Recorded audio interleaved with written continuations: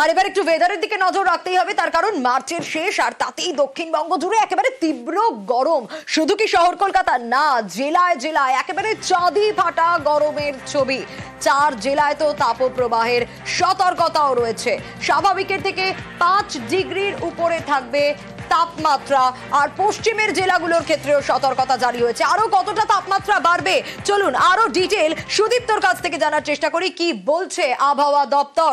সুদীপ্ত, এই গরম মার্চের শেষেই, এখনো এপ্রিল মে বাকি রয়েছে, ফিল লাইক টেম্পারেচার এখন থেকেই অনেকটা বেশি মনে হচ্ছে। কি বলছে ওয়েদার আপডেট?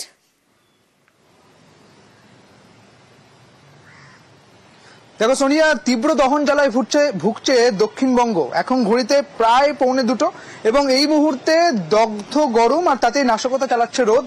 আবহাওয়া দপ্তর যেমনটা বলছে যে 4 জেলায় অর্থাৎ দক্ষিণবঙ্গের 4 জেলাতে, একদিকে হচ্ছে উত্তর এবং দক্ষিণ 24 পরগনা, পশ্চিম মেদিনীপুর, পশ্চিম বর্ধমান, সেই জেলাগুলিতে অর্থাৎ এই 4 জেলায় হিট ওয়েভের সতর্কতা জারি করা হয়েছে। পাশাপাশি আজ কলকাতায় 36 ডিগ্রি টেম্পারেচার রয়েছে, সর্বনিম্ন তাপমাত্রা রয়েছে 27 ডিগ্রি টেম্পারেচার, এবং একইভাবে এই টেম্পারেচার কিন্তু এমনটাই থাকবে এই আগামী 7 দিন।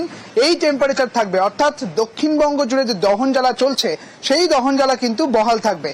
কাজেই যে সতর্ক বার্তা দেওয়া হচ্ছে আবহাওয়া দপ্তর সূত্রে, বলা হচ্ছে যে 11টা থেকে 4টের মধ্যে বাইরে বেরোতে নিষেধ করা হচ্ছে এবং যথেষ্ট পরিমাণে পর্যাপ্ত পরিমাণে জল খেতে বলা হচ্ছে, তেষ্টা না পেলেও জল খেতে বলা হচ্ছে এবং সুতির কাপড় ব্যবহার করতে বলা হচ্ছে।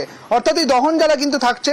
সোমবার থেকে কিছুটা হলেও তাপমাত্রা কমবে, কিন্তু যে তাপমাত্রা কমবে তা কিন্তু খুব একটা বেশি স্বস্তির নয়, সেটা একেবারে ওই 37 ডিগ্রির মধ্যেই থাকবে এমনটা বলা হচ্ছে। তবে আজ 4টি জেলায়, পশ্চিম মেদিনীপুর, পশ্চিম বর্ধমান, উত্তর এবং দক্ষিণ 24 পরগনা, একেবারে আর মঙ্গলবারের পর থেকে হয়তো কিছুটা স্বস্তি পাওয়া যেতে পারে, কারণ তাপমাত্রা কিছুটা হলেও কমবে, তবে খুব হেরফের হবে না। বেশ, যখন শহর কলকাতার দিকে আমরা নজর রেখেছি, তখন তার পাশাপাশি জেলার দিকে তো নজর রাখতেই হবে, কারণ গরমে পুড়ছে পশ্চিমের জেলাগুলো। ছবি দেখুন, একেবারে মুখ চোখ ঢেকে বাইরে বেরোতে হচ্ছে, কারণ 11টা থেকে 4টের মধ্যে বেরোতে বারণ করা হচ্ছে। মার্চের শেষ, প্রিয়ব্রতর কাছে যাব, কারণ 24 ঘন্টায় বাঁকুড়াতে 40 ছুঁই তাপমাত্রা। প্রিয়ব্রত রয়েছে আমার সঙ্গে। প্রিয়ব্রত, যে ছবিটা আমরা বাঁকুড়ায় দেখতে পাচ্ছি এখনই ভয়ানক, আরো বাকি রয়েছে গরম।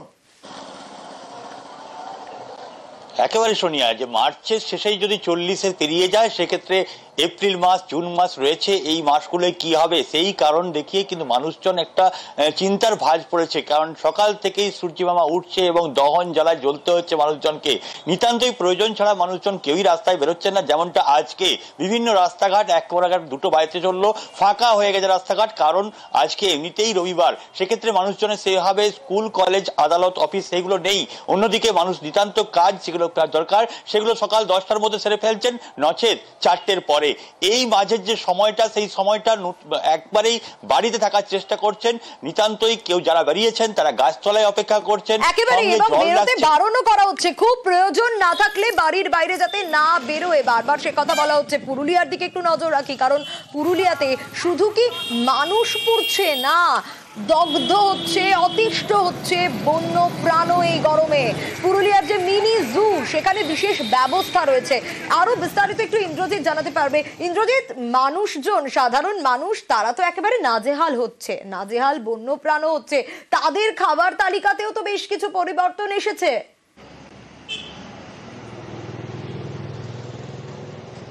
দেখো, খুব স্বাভাবিকভাবেই যেখানে তাপমাত্রা 40 ডিগ্রি পেরিয়ে গেছে, সাধারণ মানুষ হিমশিম খাচ্ছে গরমে।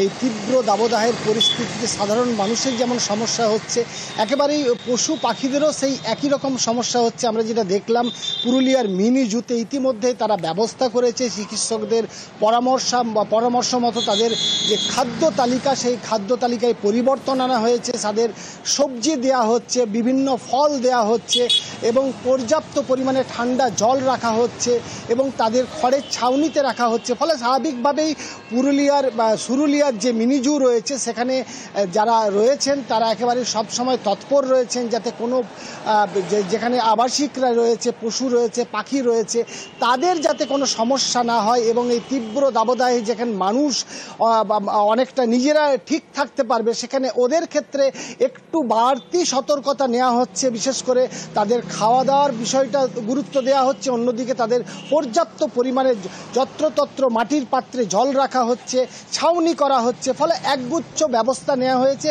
এই তীব্র দাবদাহ থেকে বাঁচার জন্য। এবং পুরুলিয়ার যে মিনি জু রয়েছে সেখানে সেই ব্যবস্থা এখন চলবে যতদিন গরম থাকবে। সোনিয়া, একেবারে ইন্দ্রজিৎ, মানুষ তো পাগল হচ্ছেই এই গরমে, তার পাশাপাশি বন্য প্রাণও অতিষ্ঠ হচ্ছে। ফুড মেনুতে তরমুজ দেওয়া হয়, তারপর শসা দেওয়া হয়, যেটা জল জাতীয় জিনিস, যেটা খেলে একটু তৃপ্তি পায়, ঠান্ডা জাতীয় জিনিস খাবার দেওয়া হয়। জলের পাত্র দেওয়া হয়, আমাদের ইনক্লোজারের উপরে খড় দেওয়া হয় যেন ওরা সেফটি থাকে, তাদের জন্য আমাদের খেয়াল রাখতে হয়।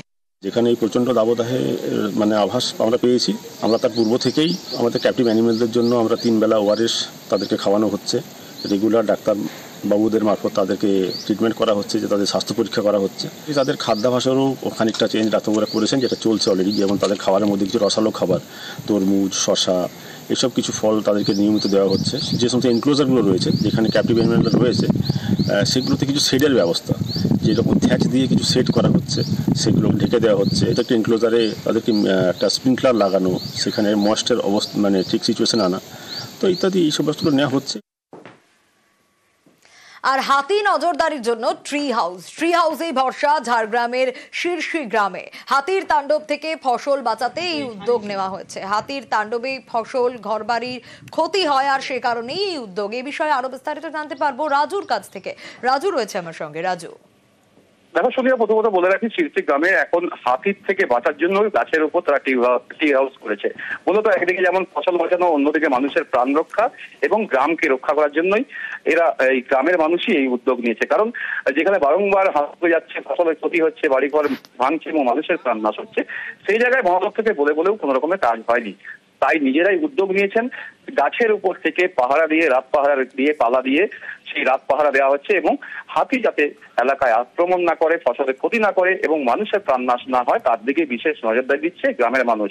আর ইতিমধ্যে গ্রামের মানুষের অভিযোগ যে বন দপ্তর কোনো রকমের কোনো পদক্ষেপ নেয় না, বা ফসলের যে ক্ষতি হয় সেই ক্ষতিপূরণটাও তারা সঠিকভাবে পান না, এমনটাই তারা অভিযোগ করছে। বেশ, এই গাছের মধ্যে নজরদারি চালানো হয় হাতির জন্য। ফরেস্টের কোনো স্টেপ নেই না, কি করবো? আমাদের ফসল বাঁচানোর জন্য তো সেটা নিতেই হবে। প্রাণের ঝুঁকি হলেও কিছু করার নেই আমাদের। আর নজর রাখবো এবার আলিপুরদুয়ারের দিকে, কারণ বিদ্যুৎ বিল বকেয়া রয়েছে একাধিক সরকারি দপ্তরে এবং সেই বিলের পরিমাণে চক্ষু চড়ক গাছ হওয়ার মতো অবস্থা। বিএসএনএল এ 10 লক্ষ টাকা, ফায়ার স্টেশনে বকেয়া 4 লক্ষ টাকা, বিভিন্ন স্কুলে বকেয়া কত? 26 লক্ষ টাকা। স্বাস্থ্য দপ্তরের ক্ষেত্রে বকেয়ার পরিমাণ 7 লক্ষ টাকা। আলিপুরদুয়ারে বকেয়া বিদ্যুৎ বিল, মহকুমা শাসকের অফিস, সেখানে বকেয়া রয়েছে বিদ্যুৎ বিল 14 লক্ষ টাকা। ফরেস্ট অফিসে 16 লক্ষ টাকা, এসপি অফিসে 15 লক্ষ টাকা। একাধিক সরকারি দপ্তরের বকেয়া বিল।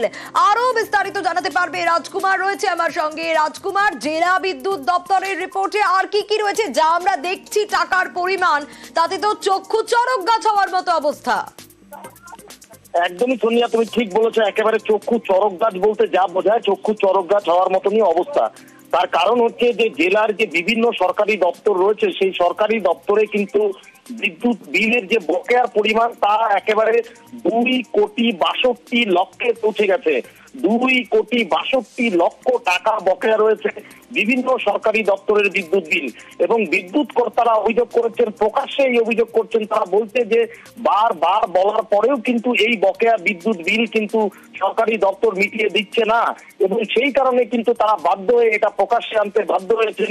এবং এই যে মার্চ মাস চলছে, 20 তারিখের মধ্যে সমস্ত বকেয়া বিল মিটিয়ে দেওয়ার কথা থাকলেও সেই বিল কিন্তু মেটানো হয়নি সোনিয়া, এমনটাই বিদ্যুৎ কর্তারা জানাচ্ছেন। বেশ।